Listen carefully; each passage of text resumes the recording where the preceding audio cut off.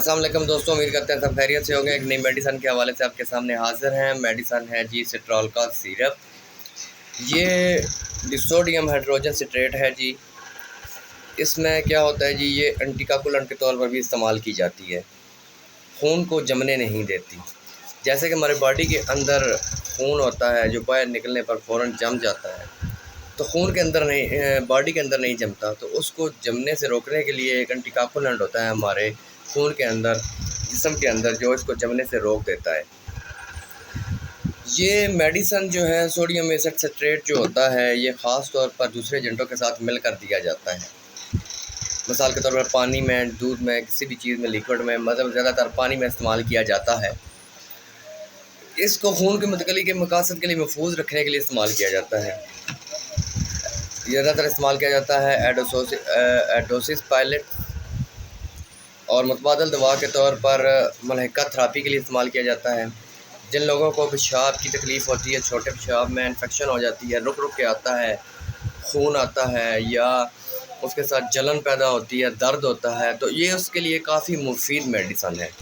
اس کے ساتھ U T I کی پرابلم میں ہم کافی اچھی میڈیسنس بھی تجویز کرتے ہیں، جس میں اینٹی بایوٹک ہیں اور مختلف قسم کی ادویات استعمال ہوتی ہیں پین کلر میں، مگر زیادہ تر عموماً ہر گھر میں سوڈیم ایسڈ سٹریٹ، سٹرالکا وغیرہ یہ موجود ہوتا ہے کہ بعض دفعہ کبھی کبھار گردوں کی انفیکشن ہو جاتی ہے، کڈنیز پرابلم میں، یو ٹی آئی پرابلم میں، یورینری ٹریکٹ انفیکشن میں بھی استعمال کی جاتی ہے یہ۔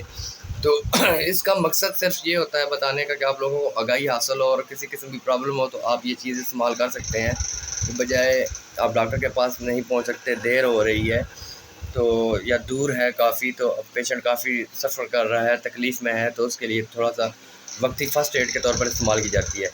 بظاہر آپ کو کوئی بھی پرابلم ہو، جیسے کہ چھوٹے پیشاب کی انفیکشن ہو جاتی ہے، تو آپ وقتی طور پر اس کو ایک گلاس پانی میں 2 چمچے ڈال کے آپ اس کو لے سکتے ہیں۔